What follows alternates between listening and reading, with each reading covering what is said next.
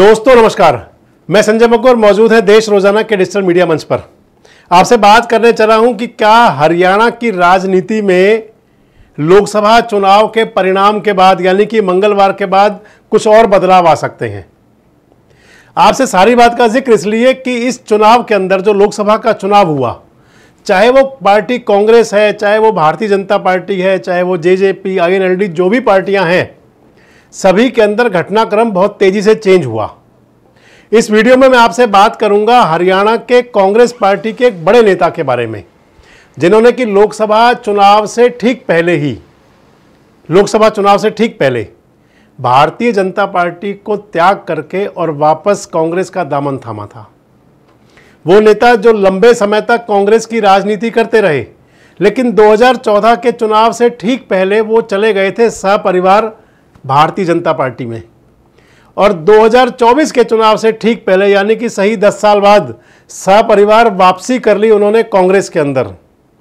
जिस उम्मीद के साथ वो कांग्रेस में आए थे, हालांकि कांग्रेस में उनको वो सब मिला तो नहीं।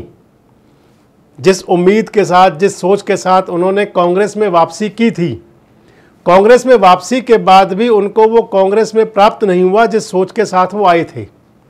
हालांकि कह तो उन्होंने ये दिया कि राजनीति के अंदर दरवाजे कभी बंद नहीं होते और मंजिल कभी फाइनल हुआ नहीं करती। उन्होंने ये भी कहा था कि भले ही अब की बार वाली ये मंजिल तो निकल गई, लेकिन अगली बड़ी मंजिल मिलेगी। पहेलियां ना बुझाते हुए मैं आपसे सीधी बात कर दूं, मैं आपसे बात कर रहा हूं चौधरी वीरेंद्र सिंह डूमर खां, बांगर चौधरी, जिनको कहीं ट्रेजेडी किंग भी कहा जाता है। मुख्यमंत्री की कतार में रहे हैं लंबे समय, लेकिन कहीं बात उनकी बनी नहीं थी। मुख्यमंत्री की कतार में लंबे समय रहे, कांग्रेस के अंदर भी और भारतीय जनता पार्टी में जाकर भी। भारतीय जनता पार्टी में जाकर उनको इतनी प्रमोशन जरूर मिली कि वे खुद सेंटर मिनिस्टर बन गए, केंद्रीय मंत्री, कैबिनेट मंत्री केंद्र सरकार में भी, मोदी की वजारत में। धर्मपत्नी को विधायक बनवा लिया, बेटे को सांसद बनवा लिया, लेकिन उसके बाद उन्होंने वो सब कुछ त्याग करके चले गए कांग्रेस के अंदर। मैं आपको बताऊं कि चौधरी वीरेंद्र सिंह कांग्रेस के अंदर एक कद्दावर नेता रहे हैं। कांग्रेस के अंदर चाहे वो इंदिरा जी का समय हो, चाहे राजीव जी का समय हो, और चाहे सोनिया गांधी का कार्यकाल, बांगर चौधरी यानी कि चौधरी वीरेंद्र सिंह की कभी तूती बोलती थी।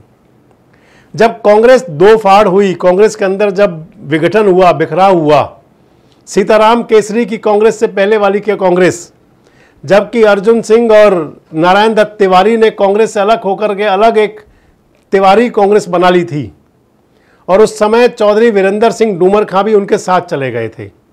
लेकिन जब वापसी सोनिया जी का समय आया तो फिर वो कांग्रेस फिर एक हो गई थी।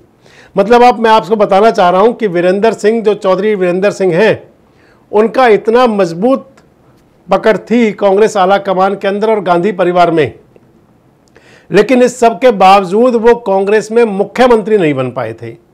चाहे वो 1991 का दौर हो और चाहे वो 2004 का दौर हो, दोनों दौरों के अंदर, दोनों समय में चौधरी वीरेंद्र सिंह को लगता था कि अब की बार मुख्यमंत्री की कुर्सी उनकी होगी। लेकिन हालात ऐसे बनते गए कि पहली टर्म में तो राजीव गांधी जी का निधन हो गया, और दूसरी टर्म के अंदर हुड्डा साहब छीन ले गए वजारत को, सियासत को सारी।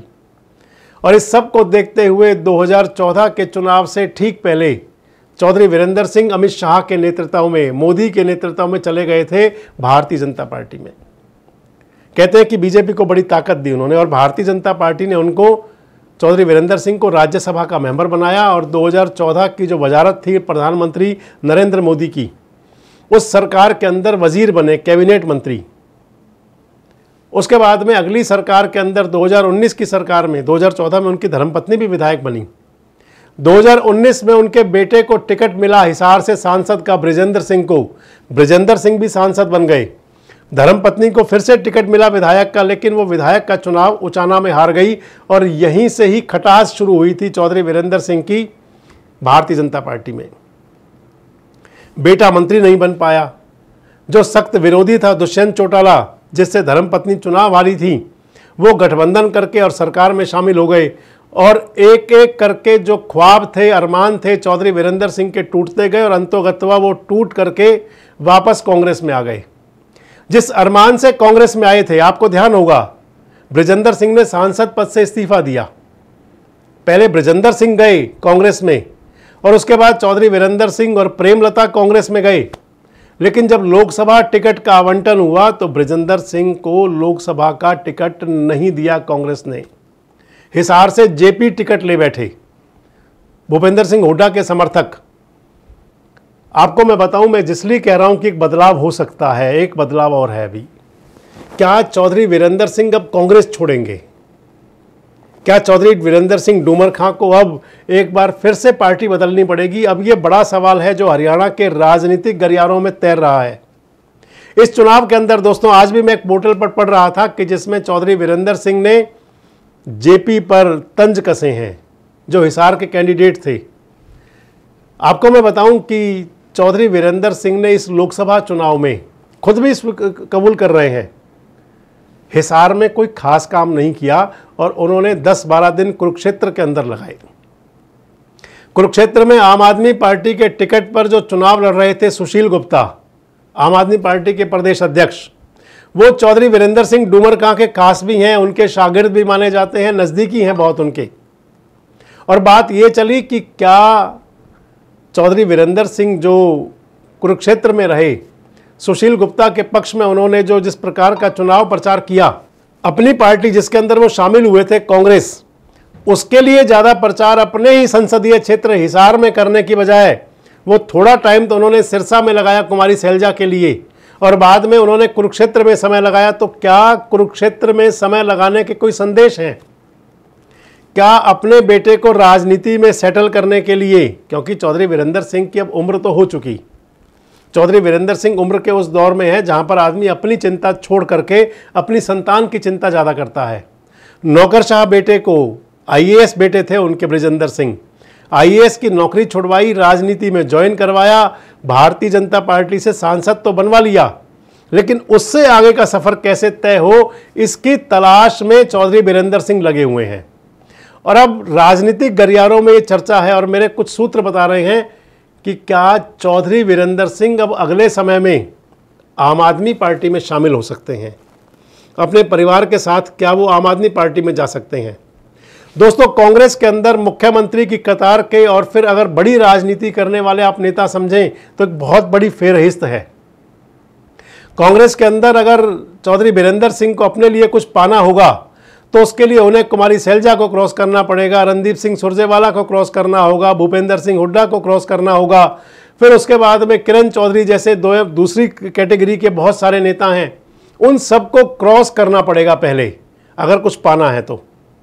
और अगर वो आम आदमी पार्टी में जाते हैं तो फिर आम आदमी पार्टी के अंदर हरियाणा लेवल पर कोई नेता है नहीं, ऐसा कोई नेता नहीं है जो आम आदमी पार्टी को एकदम से कहीं ऊंचाई पर ले जा सके।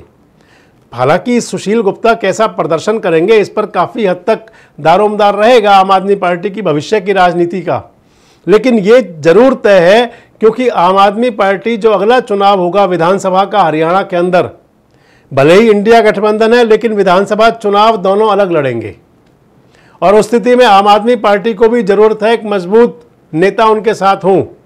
और चौधरी वीरेंद्र सिंह को भी अब एक ऐसा सशक्त प्लेटफॉर्म फिर से तलाश करना पड़ रहा है या करना पड़ेगा जहां पर कि वो एश्योर हो जाएं कि यहां बात बन जाएगी, क्योंकि कांग्रेस में तो जहां वो सांसद के टिकट के लिए ही पिछड़ गए, फिर बड़ी कुर्सी के लिए क्या सोचा जा सकता है कि बड़ी कुर्सी मिल जाएगी और या फिर कोई सम्मानजनक स्थान मिलते रहेंगे।